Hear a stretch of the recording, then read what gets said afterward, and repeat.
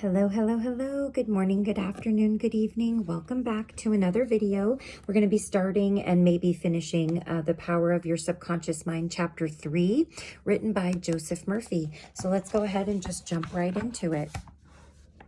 Mental healings in ancient times. Down through the ages, men of all nations have somehow instinctively believed that somewhere there resided a healing power which could restore to normal the functions and sensations of man's body. They believed that this strange power could be invoked under certain conditions, and that the alleviation of human suffering would follow. The history of all nations presents testimony in support of this belief. In the early history of the world, the power of secretly influencing men for good or evil, including the healing of the sick, was said to be possessed by the priests and holy men of all nations. Healing of the sick was supposed to be a power derived directly by them from God, and the procedures and processes of healing varied throughout the world.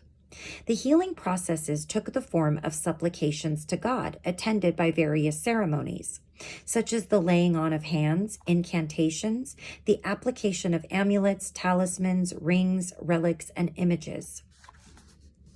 For example, in the religions of antiquity, priests in the ancient temples gave drugs to the patient and practiced hypnotic suggestions prior to the patient's sleep, telling him that the gods would visit him in his sleep and heal him. Many healings followed. Obviously, all this was the work of potent suggestions to the subconscious mind. After the performance of certain mysterious rites, the devotees of Hecate would see the goddess during sleep, provided that before going to sleep, they had prayed to her according to weird and fantastic instructions.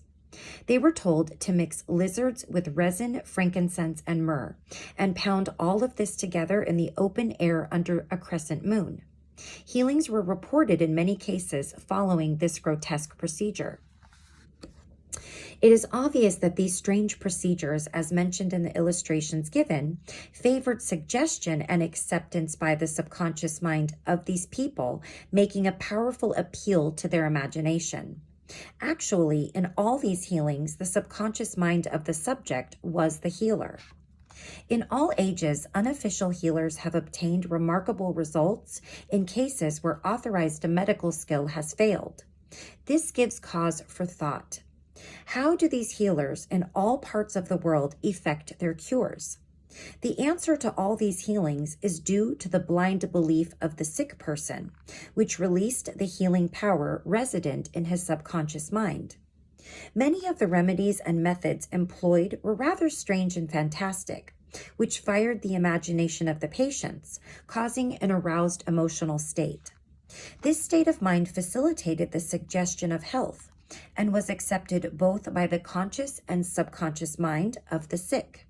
This will be elaborated on further in the next chapter. Biblical accounts on the use of the subconscious power. What things soever ye desire, when ye pray, believe that ye receive them, and ye shall have them. Mark 11:24. Note the difference in tenses. The inspired writer tells us to believe and accept as true the fact that our desire has already been accomplished and fulfilled, that it is already completed, and that its realization will follow as a thing in the future.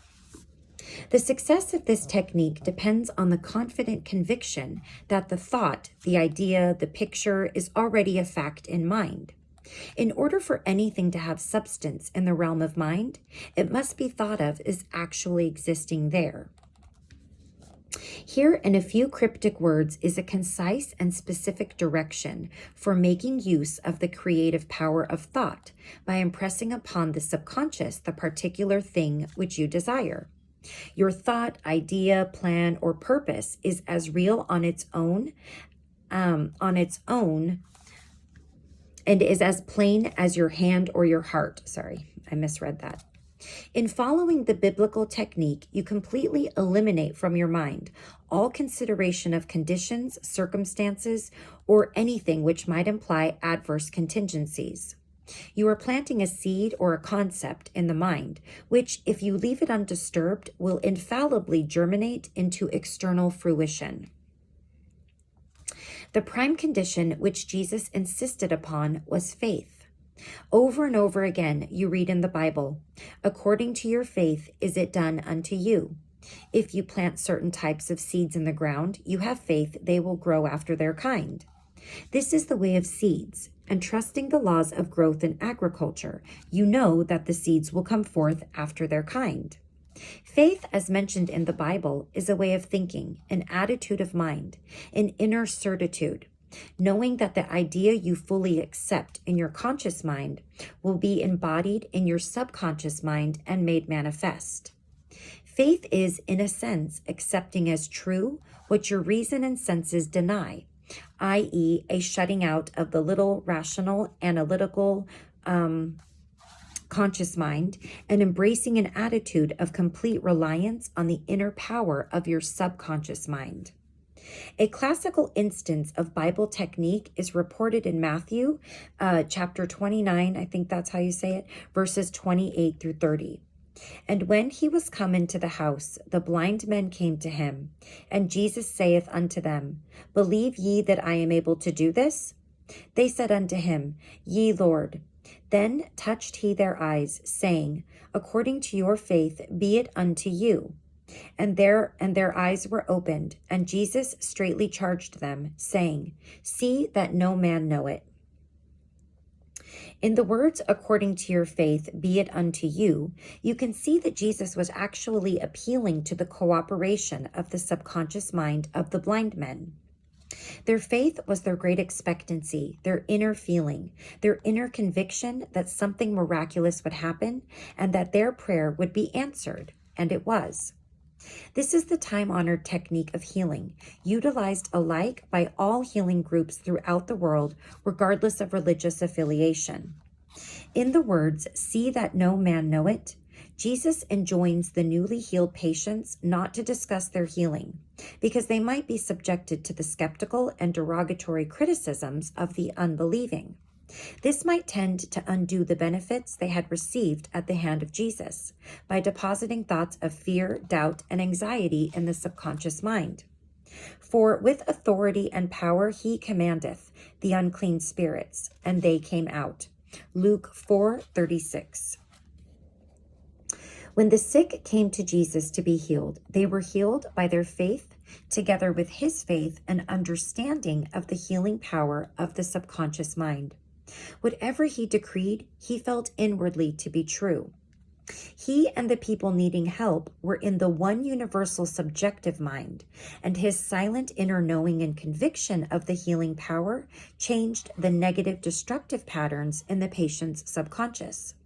The resultant healings were the automatic response to the internal mental change.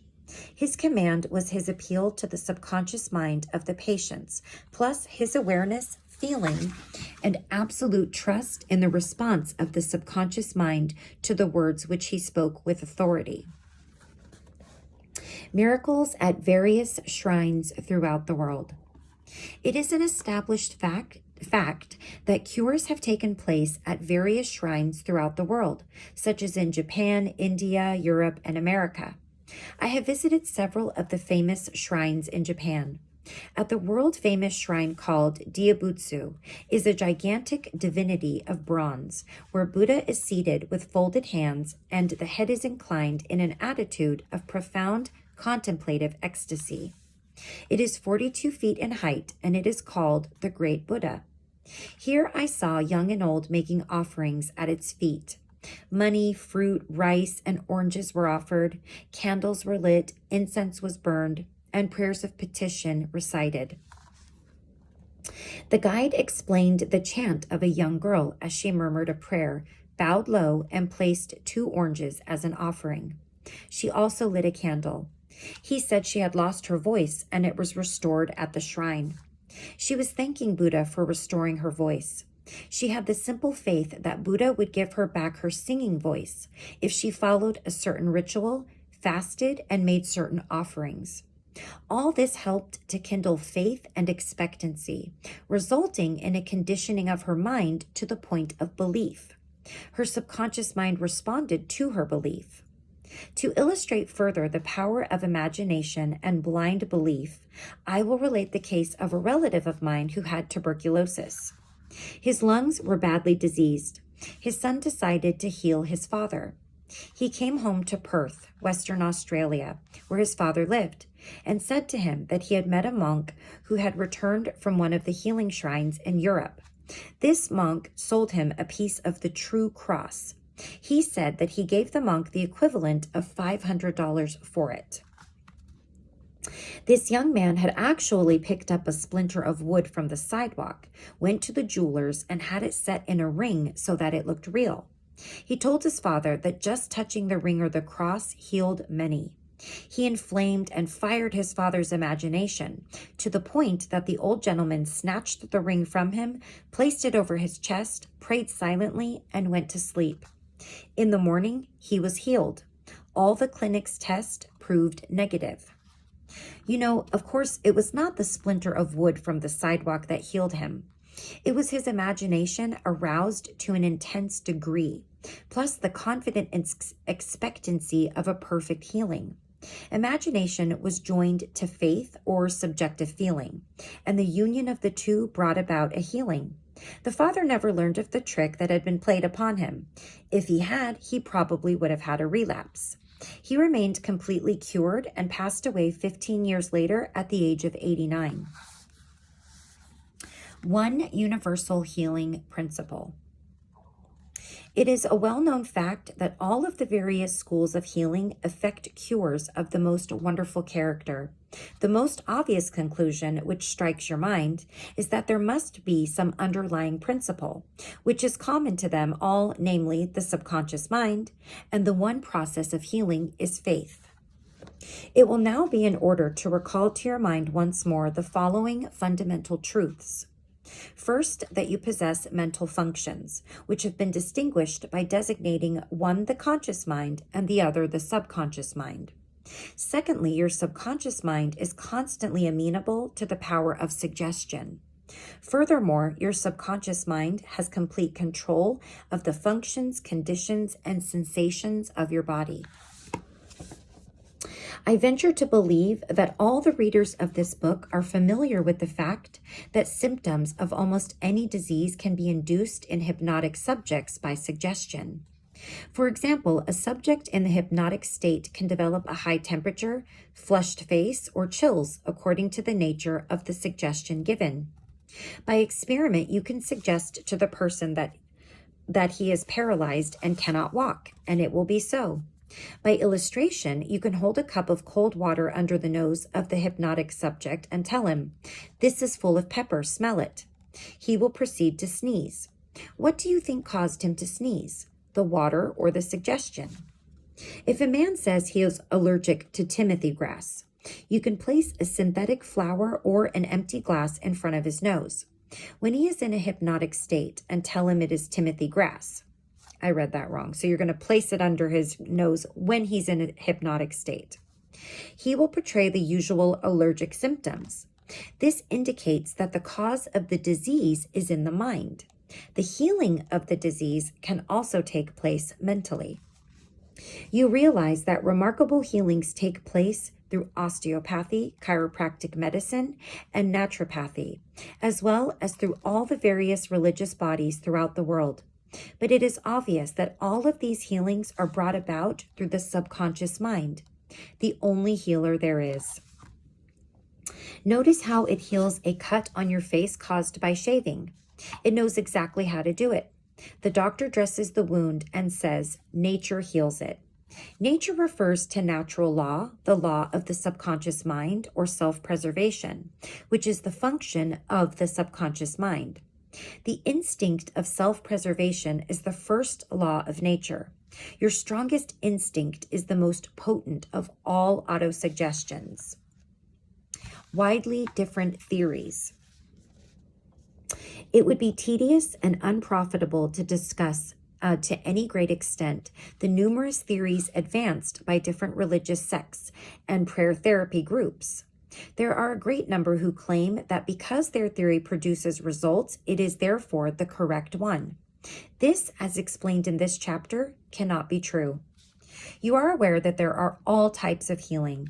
Franz Anton Mesmer, an Austrian physician who lived from 1734 to 1815, who practiced in Paris, discovered that by applying magnets to the diseased body, he could cure that disease miraculously. He also performed cures with various other pieces of glass and metals.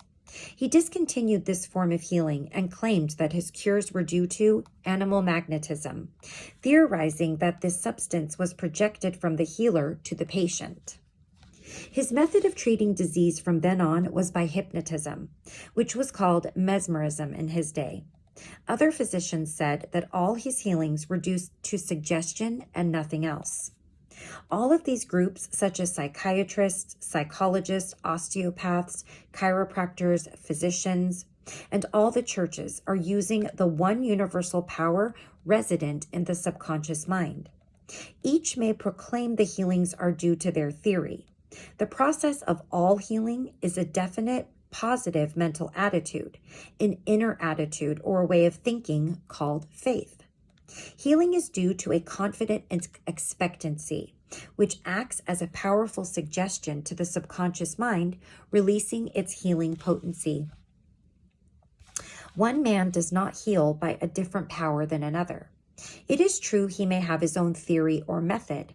There is only one process of healing, and that is faith. There is only one healing power, namely your subconscious mind. Select the theory and method you prefer. You can rest assured if you have faith, you shall get results. Views of Paracelsus. Philippus Paracelsus, a famous Swiss alchemist and physician who lived from 1493 to 1541, was a great healer in his day. He stated what is now an obvious scientific fact when he uttered these words: "Whether the object of your faith be real or false, you will nevertheless obtain the same effects. Thus, if I believed in St. Peter's statue as I should have believed in St. Peter himself, I shall obtain the same effects that I should have obtained from St. Peter. But that is superstition. Faith, however, produces miracles, and whether it is true or false faith, it will always produce the same wonders." The views of Paracelsus were also entertained in the 16th century by Pietro Pomponazzi, an Italian philosopher and contemporary of Paracelsus, who said, "We can easily conceive the marvelous effects which confidence and imagination can produce, particularly when both qualities are reciprocated between the subjects and the person who influences them. The cures attributed to the influence of certain relics are the effect of their imagination and confidence. Quacks and philosophers know that if the bones of any skeleton were put in place of the saint's bones, the sick would nonetheless experience beneficial effects if they believed that they were the veritable relics. Then, if you believe in the bones of saints to heal, or if you believe in the healing power of certain waters, you will get results because of the powerful suggestion given to your subconscious mind. It is the latter that does the healing." Bernheitn's experiments.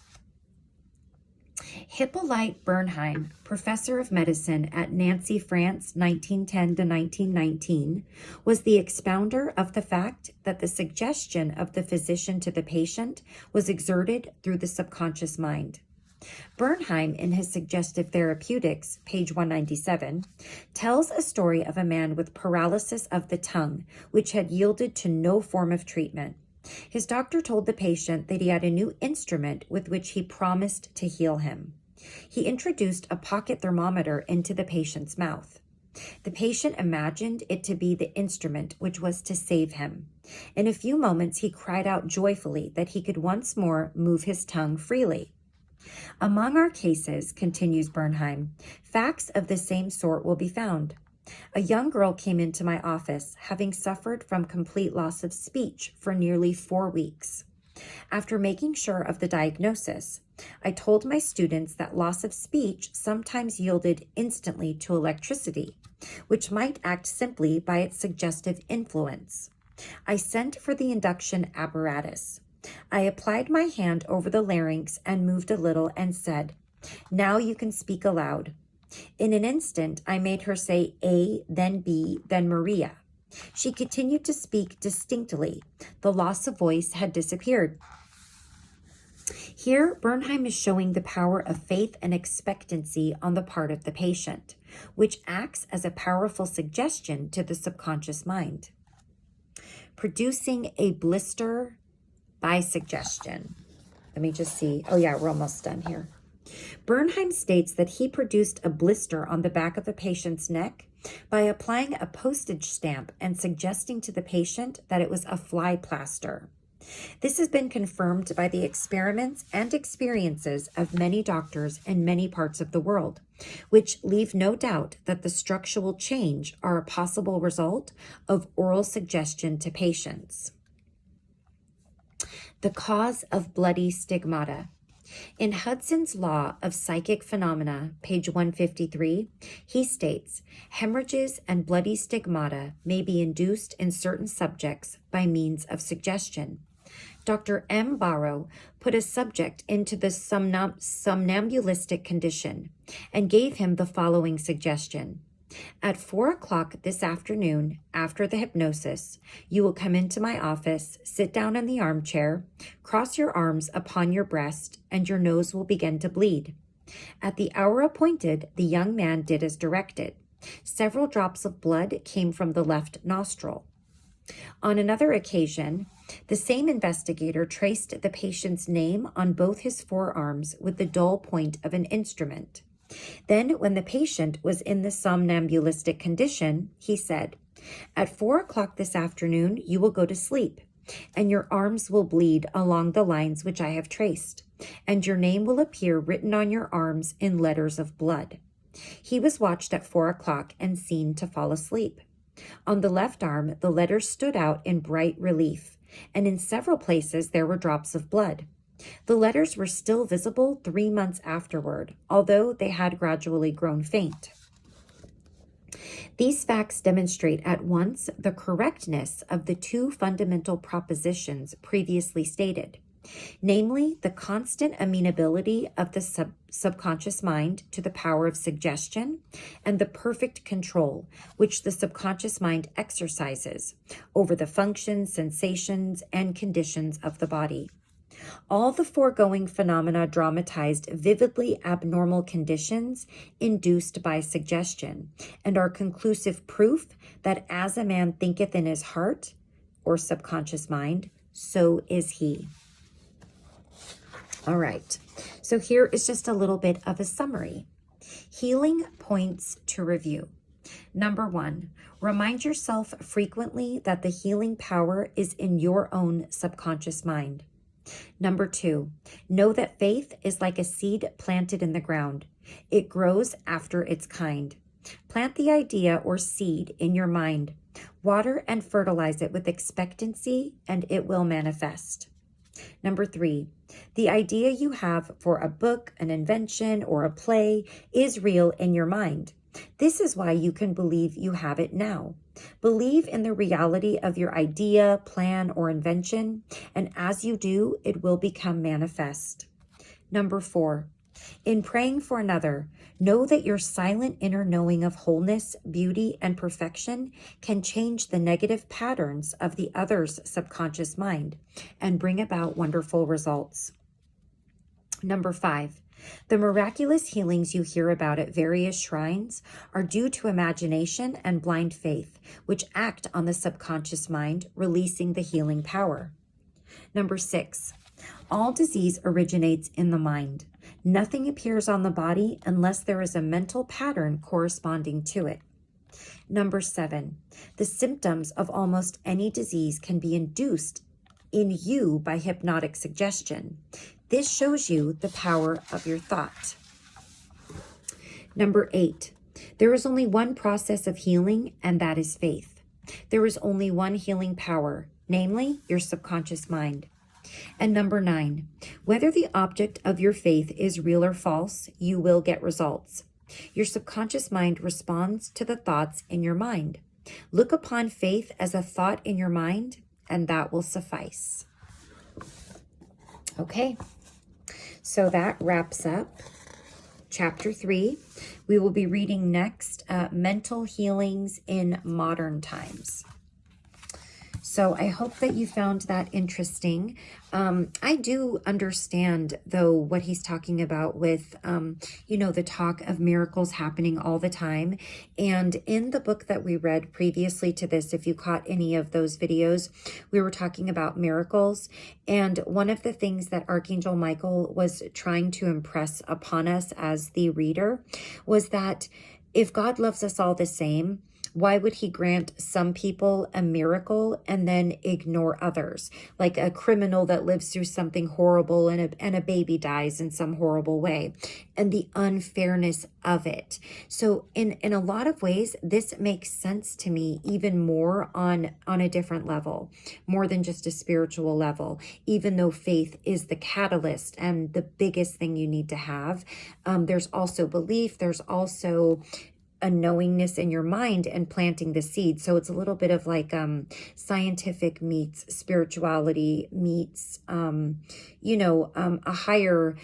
higher help from God, from source, which is also within us, all working together.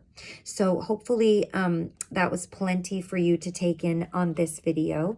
I'm glad that we can complete chapter 3, so we don't have to make too many videos on this book. So until next time, please take care of yourself. Please take care of each other. Like, subscribe, comment if you feel so inclined, and I will see you in the next video very soon. Have a wonderful rest of your morning, afternoon, or night. Bye-bye.